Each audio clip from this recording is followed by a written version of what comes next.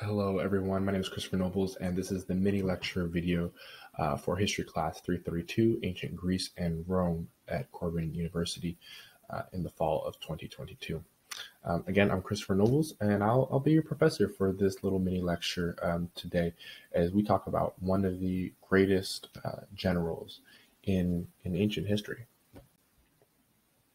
Now, as you look at our general today, you might be thinking this guy uh, doesn't look Roman, and you're right. Um, Hamilcar Barca, born in 278, dying in 228, is a Carthaginian general, a military genius, and although you might not have recognized him, you probably know of his son Hannibal Barca, famous for riding elephants across the Alps and into Italy to attack Rome. Hamilcar is his father, and this figure in history that's kind of famous for not only his military genius, his accomplishments, um, but also for I think his legacy of never being truly beat by Rome.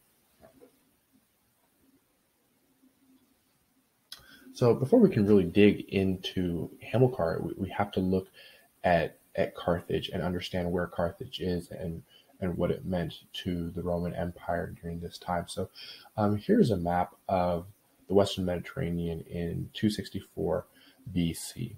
So this is right when the First Punic War is beginning, and you can see that Carthage is in the middle of the Mediterranean and along the African continent, um, and it's right up against the Mediterranean. So they would have had contact with the Iberians in modern day Spain, as well as Romans, as well as the Greek people. So they were a well cultured people that had contact with a lot of other people groups through the Mediterranean Sea.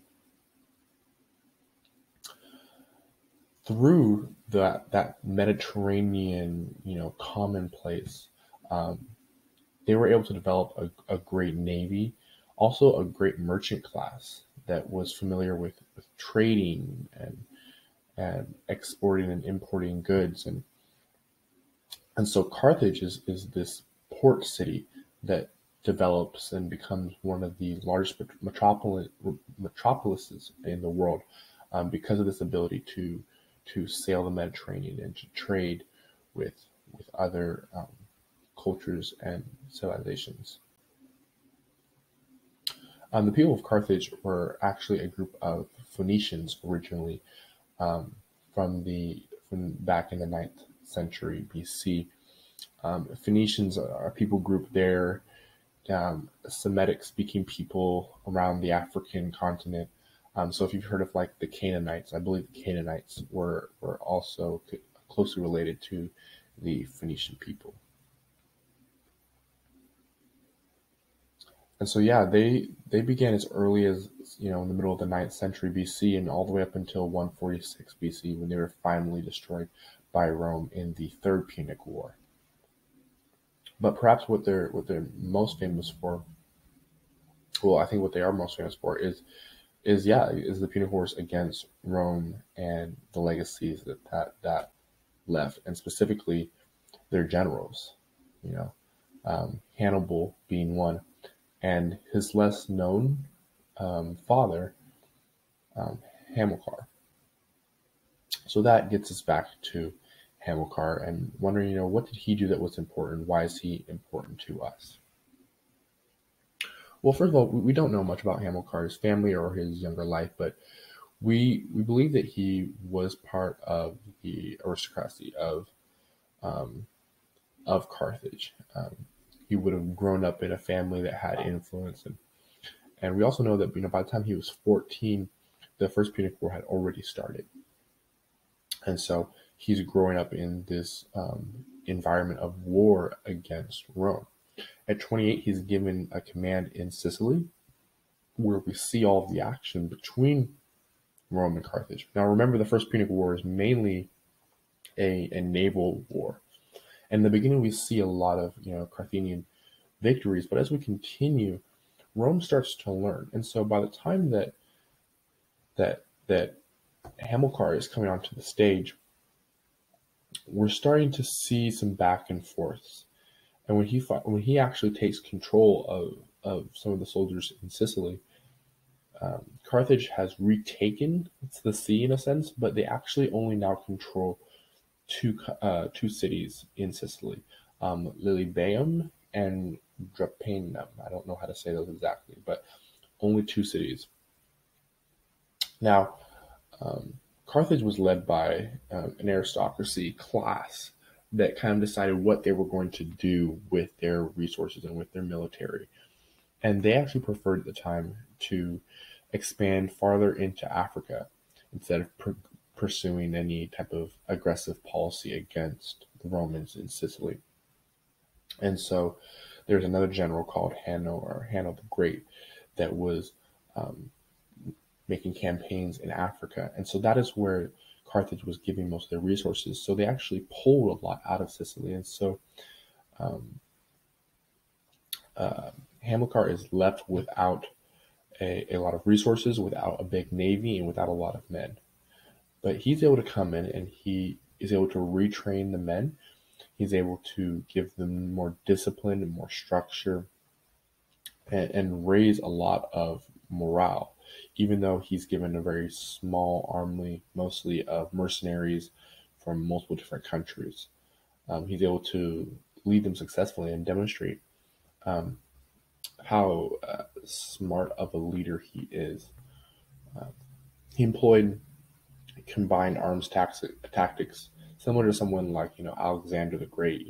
Using multiple different ways of warfare, whether that's the cavalry, um, or the elephants or the infantry, etc. Um, Hamilcar, upon taking command in the summer of 247, one of the first things he did was actually punish the mercenaries who had revolted because of overdue payments. And that's actually a recurring theme that we see here, is that Carthage was relying heavily upon these mercenaries. And so there wasn't necessarily a sense of loyalty from all these mercenaries.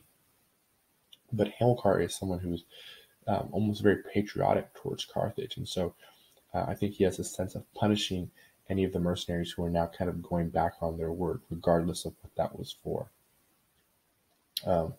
He actually said to have killed some of them in the night, drowning the rest at sea, and then dismissing a few others to go back to Africa. Um, Again, tightening discipline and trying to raise morale of the men left there in Sicily. So again, at this point in the war, there's no huge decisive battles.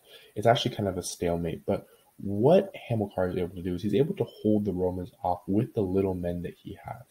He's able to win some raids, some skirmishes, some small battles in Sicily, and just keep the Romans at bay, and the Romans aren't able to do anything. And so what the Romans actually decide to do in 243 is to build a fleet, a large fleet that's going to win a decisive victory. And the Romans do succeed in building a large fleet that actually cuts Hamilcar off from Carthage. And so at this point, Carthage tells Hamilcar to open negotiations. And what we're told is that Hamilcar actually didn't want to do this at all. He felt that he could keep fighting.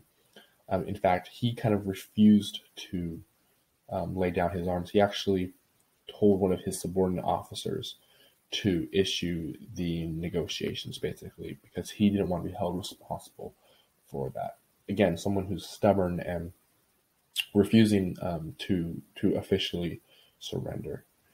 And so this is where we see the end of the First Punic War, is where Hamilcar is negotiating, but not joyfully in any way. And we do see here that Carthage really does get the short end of the stick, even though it's a negotiation.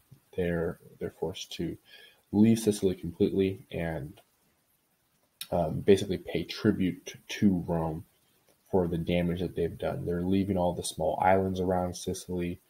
And so, in a sense, Rome really is winning this first war. But Hamilcar, I think in his heart, is refusing to admit that or to hold, any responsibility for that. In his eyes, he could have kept fighting, and he could have held off the Romans. So Hamilcar goes back to Carthage and spends the next 4 years fighting rebellions because these mercenaries again have revolted. This time because they aren't getting paid, and again that's one of the issues. If the soldiers aren't killed out in battle and you don't win, so you don't have any loot, they come back and they want to be paid, and Carthage did not have the money to give them. So for about 4 years, we see this rebellion that Hamilcar is fighting until about 237.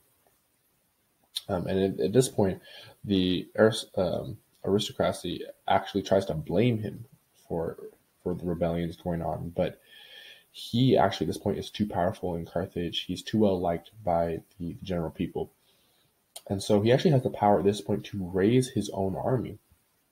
And what he decides to do is go to Spain and go on campaigns there with his son and Hannibal and his son-in-law Hasdrubal. Now, we mentioned his son Hannibal. We have to mention a famous story that supposedly Hamilcar actually made his son Hannibal swear to never be a friend of the Romans or to always hate the Romans. Again, this is kind of referring back to, I think it's a stubborn pride of Hamilcar that he has to, in some way beat the Romans, right? And so he instills this upon his son. And we know that Hannibal goes on to be even greater than his father, right? And so Hamilcar goes into Spain to fight against the Iberians. And he goes on a string of campaigns stretching, north, west, and east, mostly northeast, through modern day Spain, conquering these Iberian tribes. And one of the biggest things that he is able to do here is he actually, conquers these mines, these silver mines. And so he's actually winning a lot of wealth while doing this and able to send it back to Carthage. He's also, as he's winning more and more battles, he's taking on more men into his army. And in doing so, he's building up the army that one day Hannibal and Hasdrubal will use to cross the Alps and fight Italy. So everything in the Second Punic Wars is being built here by what Hamilcar is doing now. It's interesting. Rome actually asked in 231 kind of what he was doing. Remember, at this point, there is this treaty really that's going on between them where they're agreeing not to fight. And through most of this period that we see between the end of the First Punic War and the Second Punic War, we actually see Rome treat Carthage very well. At this point, they send an emissary to Hamilcar and ask him, kind of, are you going towards Italy? Are you coming towards Rome? What are you doing? And he just says that he's basically winning spoils to pay the tribute that they have to give to Rome. And so Rome leaves him alone and allows him to keep going on his campaigns. And this continues all the way until actually he dies in 228. He's campaigning in the Northwest, and there's no exact story on how he dies, but it's said that he dies in battle, and it's obviously unable to continue. And so it is Hannibal, his son, who will kind of continue this legacy of fighting against the Romans. But I think, Hamilcar's legacy in himself is multiple things. It's first of all that, he secured really the outcome of the Punic Wars. Without him, no one knows for sure, but it's very easy to say that, Rome could have not just negotiated with Carthage, but could have defeated them even worse. He also hugely set the stage for the Second Punic War, both with military strategy, the way he fought, but also the land that he conquered, the way that he paved for his son to move through Spain, as well as financially. He provided financial ways. I also think that culturally and his personality, the culture that he created within the army, one of discipline and structure, was something that played a huge role in future success of Hannibal. And you can see here on this map, actually, while before everything that Carthage had was in the blue, you can actually see in the green now was all that Hamilcar was able to accomplish in modern day Spain. And so, a huge accomplishment from him. And although his son Hannibal is more widely known, we have to attribute so much to Hamilcar first, both for his military accomplishments, but also that just think that culture, that legacy that he left of being someone who was patriotic to his country and had a sense of pride and an unwillingness to lay down and be beat. So yeah, thank you so much for watching. I hope you learned something from this presentation.